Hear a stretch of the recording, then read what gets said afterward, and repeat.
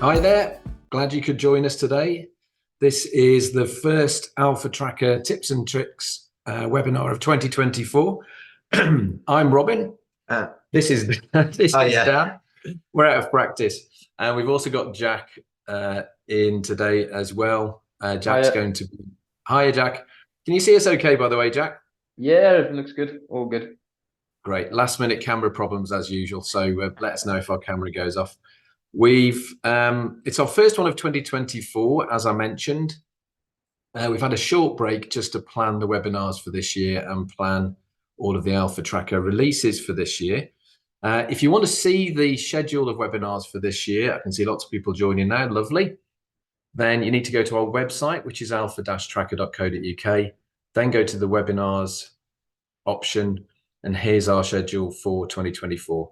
So you only need to register once. You'll get reminded of each webinar as they're coming up, and you can watch all of the past webinars again just by scrolling down. Jamie puts them up here after the webinar. It'll take a few days for him to put this one up, but it'll be up here as number 11, and it's all about forms this time. So let me just bring up the slideshow. So forms are a relatively new feature in Alpha Tracker. We're going to be doing 3 things today. I'll cover that in a moment. The webinar, by the way, just lasts 20 minutes or so, 20, 30 minutes, something like that. And can someone who's joined us remotely just say hello in the Q&A window, just to say you can hear us? That'd be wonderful. So Kim or Jenny or Chanel, if any of you can just say, or Serena, if you can say you can hear us, that'd be fab. Jack, we got anybody confirming? Not yet, unfortunately. No, not yet. There's a Q&A chat window. If you can just say you can hear us and see us, that'd be fantastic just before we get started. Kim's just confirmed it's all good. All good. Thank you. Thanks for that. Kim.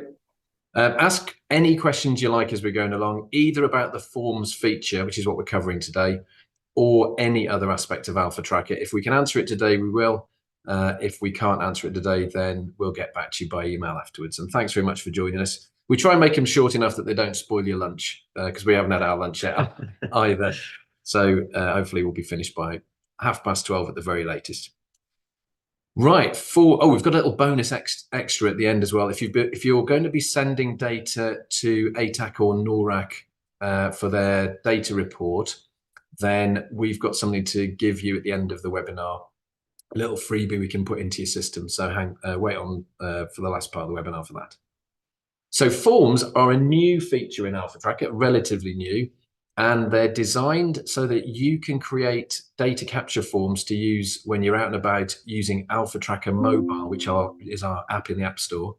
The forms can be for anything at all. So this is not related necessarily to asbestos, not related necessarily to water, not even to fire, although they're very good for fire, but they can be anything you like. They could be mileage forms, expense forms, they could be disability access audits. We'll show you one of those today. Accident investigations, ladder inspections, anything at all, anything that you want to convert from a paper form or an Excel form into a form that you can take and work offline on Alpha Tracker Mobile.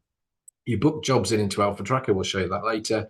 You do the forms through Alpha Tracker Mobile, complete them actually when you're out on site, sync your data, the data appears in Alpha Tracker. You can also produce reports and things off the back of that as well. So we're going to be showing you 3 things. We're going to be showing you how to fill a form in on the phone itself or on your tablet, how to book one in, Dan will do that, and how to set them up. And that will show you the forms feature. It's free. It's available in the latest versions of Alpha Tracker. So do make use of it. So first things first, Dan, I think what I'll do is I'll drag this across. What I did earlier, just before the webinar, is I filled out a couple of forms that I'd put on my phone. Yeah. So I think what we should do is show the recording of that. We'll talk over what I was doing, and then we'll see if we get any questions coming in. Sounds good to me. So this is Alpha Tracker Mobile. This is what you'd see on your phone if you just open up the app. This is the main menu. There's a forms option here, and what I'll do is I'll just start playing through and show you how it worked. I'd booked in a disability access audit for myself. So I'm tapping the forms option there. The DAA, I'm sure they used to be called DDAs, DAA was booked in, and it's got 2 forms associated with it. So there's the first thing to note. you can have a number of forms associated with a job when you go on site. The first one was a basic risk assessment. So what I've done here is I've said that I was completing it today, that it was me completing it. And you can add comments and things if you want to. So this is sort of like a setup part of the form, really. You can also take a photo. So if you're doing an audit of a building or an inspection of a building, that would obviously be the front page photo that you're doing there.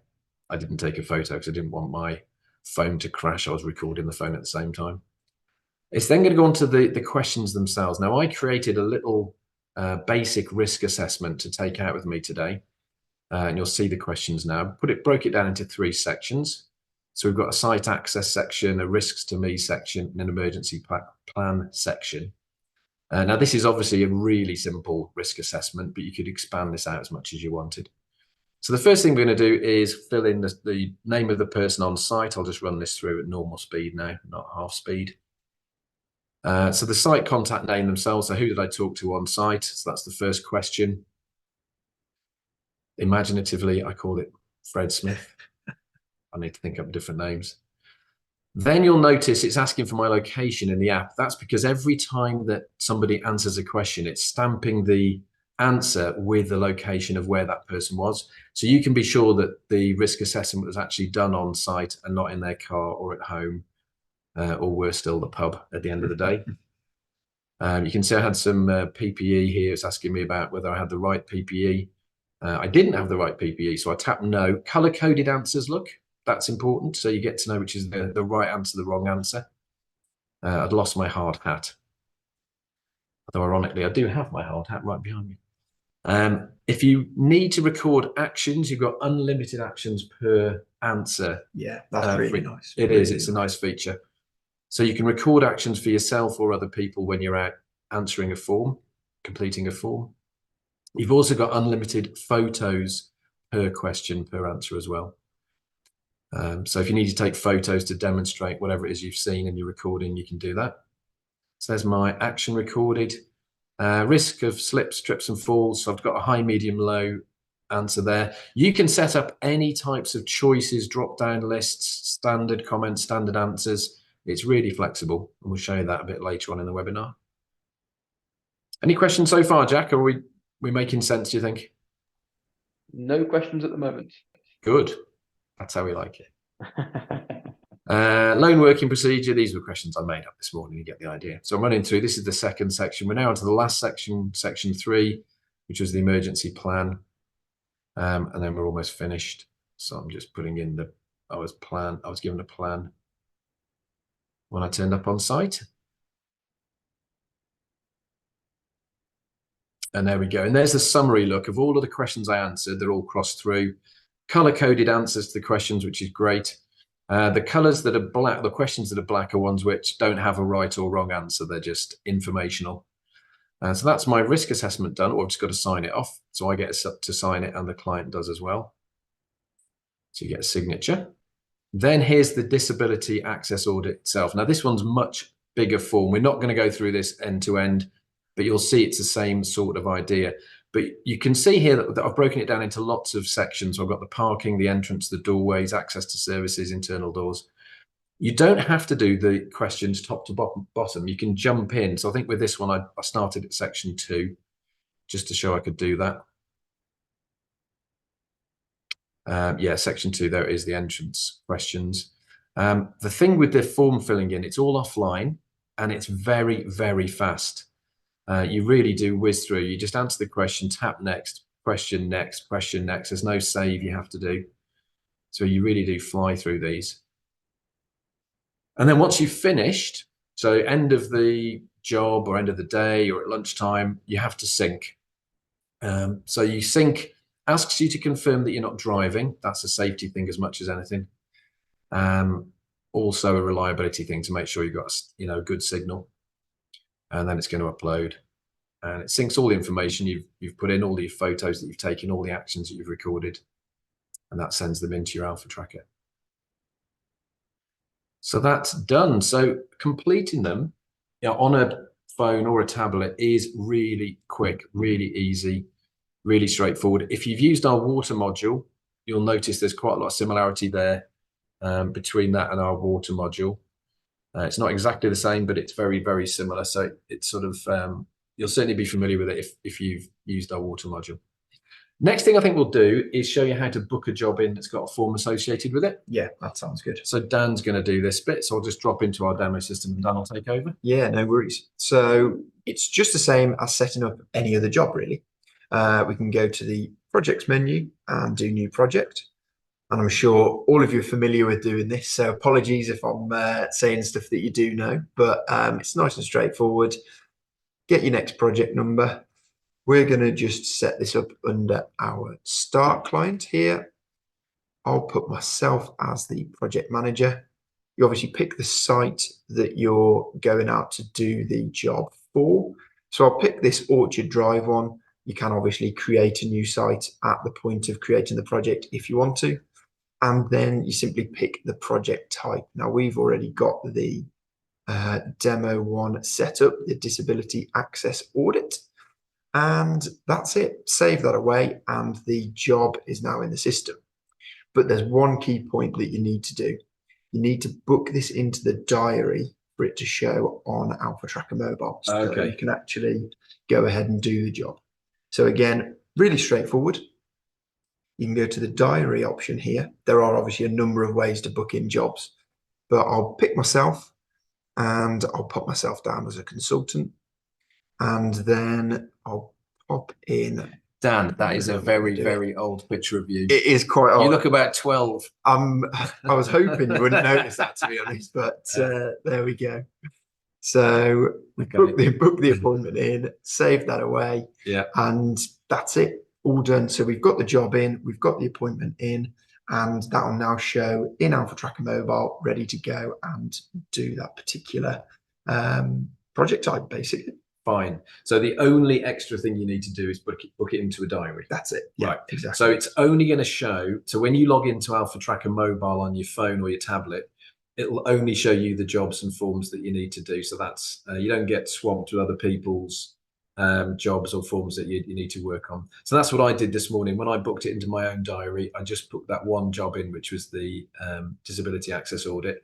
But there were two forms, of course, so we need to show, I think, why there were two forms. Yeah, definitely. So that's the third part of this little demonstration. So how do you actually set up the forms in the first place? Now, the screens are all in the setup menu. The quickest way to find them is actually to type in the word form at the top in the menu searcher, because if you do that, you'll get the form options automatically, but you'll find them in the setup menu. The templates themselves, if we have a look at those first, you can look at inactive, active, or all. If I just look at the active ones on our demo system, you'll see we've got a whole range. And this gives you actually a good idea about what types of forms you can set up, what people are using this for. All of these have been set up as part of us doing demonstrations to people or as part of us helping clients to get forms into the system. So it gives you an idea, I think, of what type of things people are using the feature for. So either fire risks, health and safety inspections, accidents are proven to be quite a common use. We've got an office risk assessment, scaffolding. Here's the disability access audit that I booked in earlier. More fire safety ones. What else have we got on here? Basic water forms, stock condition. That's another one that people are using this for. And there's my basic risk assessment. If I look at the form definition first, actually, then I'll show you how we link them to project types. So the form definition here for the risk assessment, this is the one you saw me do on that recording. 3 sections: site access, risks to me, and emergency plan. So in the site access section, I had 3 questions: the site contact name, which was a block of text; access agreed, which was just yes and no; and had I had a visitor contractor pass issued, yes or no. If I double click here, you can see the sort of options you get with the question. So text box, choices, that gives you the sort of options to select from. Date, so when did something happen. Drop down boxes, again, good for lists of choices. If I choose, for example, drop down, you then get the option of, okay, what do you want to see in the drop down? So I've got low, medium, high. That's something you'd use all the time for questions. Yes and no's. Yes, no, not applicables. That's another useful one. 2 yes and no choices in our demo system. One of them is set up like that. And if I pick the other, you'll see they are slightly different. They're slightly different because when you have a question set, like a list of options, you can say which ones, you can color code them. So I've got green and red here, but you can also say which ones would classify as a failure on that question. That's so that the system can automatically score the forms that you're doing if they're that type of form, so like an audit style form. So the ones that are failures will count against the form, if you like. They don't get added into the positive result, the positive responses. Non-scoring, if you tick that option, those are the ones that aren't color coded when you actually fill in a form, and they're the ones that literally don't matter in terms of they're not a positive response or a negative response. They're just a response. So they'll typically be things like names of people or dates. It's not a positive or a negative response. It's not like whether something's in place or not in place, or is dangerous or is damaged, that sort of thing. So that's what a non-scoring is. So you can actually have multiple variants of different choices, if that makes sense. You can also have read-only ones. They're quite useful. Read-only questions, you might think, well, why do I have a question that was read-only? So in other words, the person on site can't put an answer in. The reason you do that is so you can put blocks of text for the person on site to read. So those could be instructions to show people how to fill the form in, explain what the form's about. So read-only questions are really quite useful. You just get that full block of text there when you do those. So that's how you define the form itself. The form template question options, I've mentioned those really in passing, but these are where you can set up all the different types of answers. Look, so this is where you set these up, and you have to set them up once, and you can use them on any form. So that's a time saver, and you get to choose the colors and things as well in here. But I did say I'd also show how the forms are linked to the project types. So if you're familiar with Alpha Tracker, you'll know that when you book a job in, or you quote somebody for that matter, you're picking from a list of work types that you do as a company. You can link forms to that list now. So if I just look at our project types in here. So these are all the types of work that we can do in our demo system. And if I look for disability access audits, so here we go. This is the type of work, and I expand the information out here. Again, this is a setup screen, so something that your super users will have access to. Lots of things you can change for a type of work. One of them, though, are the forms that are associated with it. So if I go to that one, this is a disability access audit job type. Here are the two forms, look, that we saw when I did the job and recorded it earlier. You can remove them if you don't want to use these forms again. For this one, you can also add extra forms. It did occur to me this morning, Dan, when I was doing this, that in fact, risk assessments would be a good form to have with every type of work. Yeah, much. I think you're right. Yeah, it would be really useful for most things that have been booked into Alpha Trackers, definitely. So if you use Alpha Tracker for asbestos or for water hygiene, you'll know we've got a number of different ways of doing risk assessments. This could be another way that would standardize it across all of your work types. I was also thinking mileage forms, expense forms. Yeah, you could do vehicle checklists as well. That's things like one. that. That's a really good one. Yeah, vehicle checklists. So the sorts of checklists that somebody should do before they take a company van off site. That would be a good form to do. That would be linked into pretty much every type of site work. Even things like near miss forms or accident report forms. When you've had an incident on site, those could be linked in. They don't have to be completed for every job, obviously. So if it was a near miss form or an accident form, the person on site wouldn't have to complete it, but it's there if they need it. And if they need it, they can submit it. And using our normal Alpha Tracker methods of dashboards, automated emails, alerts, we can make things happen if someone submits a form of that type. Absolutely. Just one other point, Robin. Shall we show how to actually view the form data once it's been sent in? I completely forgot that. Thank you. Lovely. So if I bring up project list, I don't have it as a favorite, but actually thought I did. So if I list, that's a good point. So I sent in that job earlier from my phone and completely forgot to show you how to see it on the screen in Alpha Tracker. It was this one. It was the disability access audit. It was that one. Thank you. The little sort of clipboard symbol is the forms symbol. You might have noticed it and wondered what it was. So if I choose that, we'll see the 2 forms that I sent in.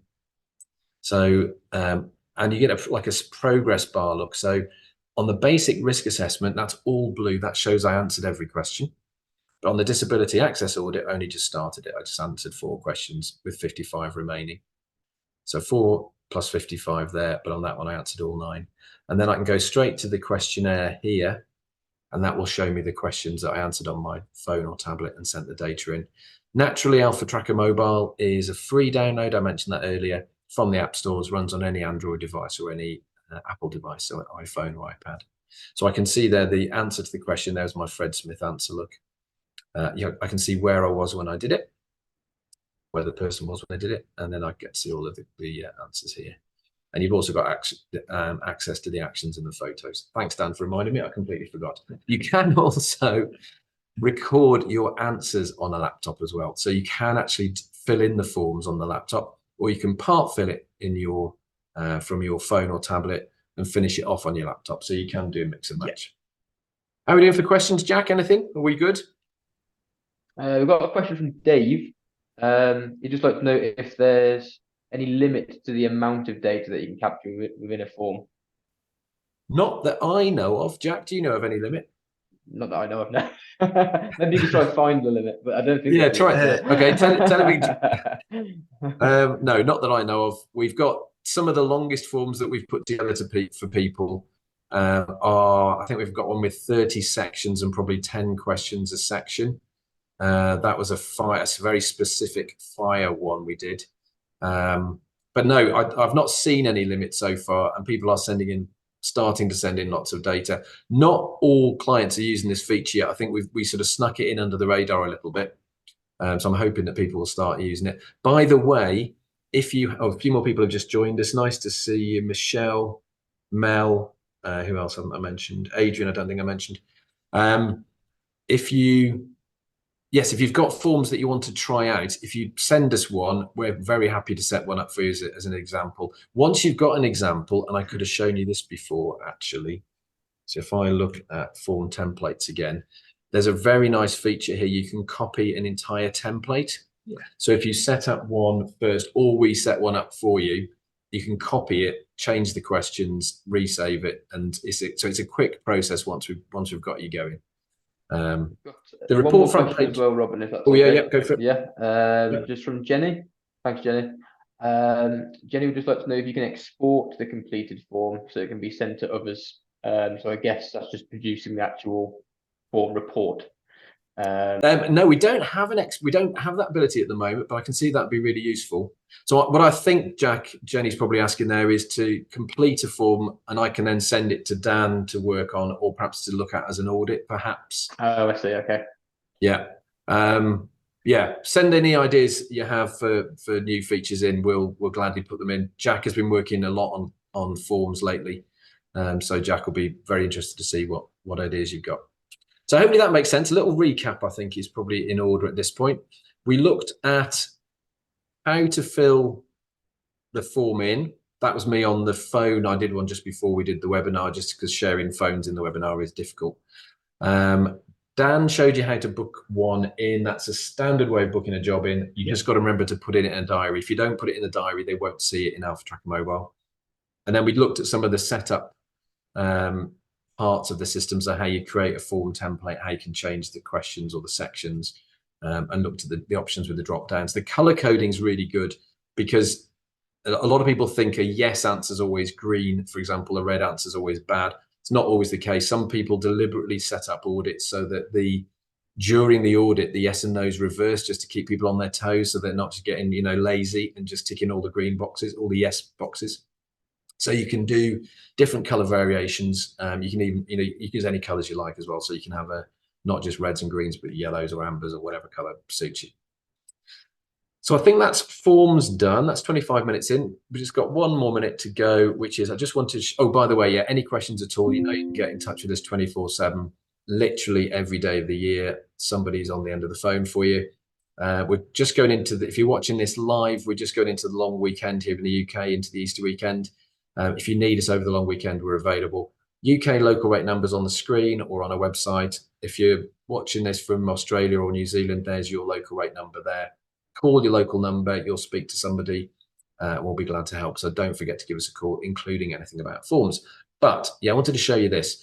So about a year ago, possibly a little bit more, 18 months ago, ATAC and NORAC did a report about the state of asbestos in the UK. It got launched at Houses of Parliament. I was there for the launch. The Select Committee for Work and Pensions wanted that information. We actually, from Alpha Tracker, produced a supplementary report to it, which went down really well. But I think ATAC and NORAC at the moment are asking for an update from consultancies for the new data to incorporate into their latest report. Now, to help you do that, we've produced a standard report to go into your Alpha Tracker system that will generate the data for you. Now, I know some of the people I can see on the list of attendees today have been asked for this data. If you contact Jack after the event, then he can arrange for you to have this report in your Alpha Tracker system. That way you can just click it, generate the data, and you've got it in exactly the right format to send across. And in fact, I think I can show you that in our demo system. I've put it in our super users report list here on our demo system. We've called it I think it's the AIC report. Yeah, that's it. Yep. AIC data extract. So it just wants a couple of date parameters. So the start of the period that you're reporting on, I'll just go back a little while from there to there. And then you can run it either to screen or straight to spreadsheet to send across to ATAC and NORAC. So those are the columns that they're looking for this time. So we've done that as a little freebie for you, a little favor to save you time and effort. Just get in touch afterwards and we can set that up in your system. Right, I think that's probably it for today. Thanks again for joining us. Don't forget to join us next time. If you've got any ideas, it's going to be the end of May next time. If you've got any ideas for what you'd like us to cover, just drop us a line, let us know. I imagine by then we'll be able to look at the new release of Alpha Tracker and some of the new features coming up in that, which will be of interest, I'm sure. So thanks again. Yep, thank you everyone. See you next time and enjoy your lunch.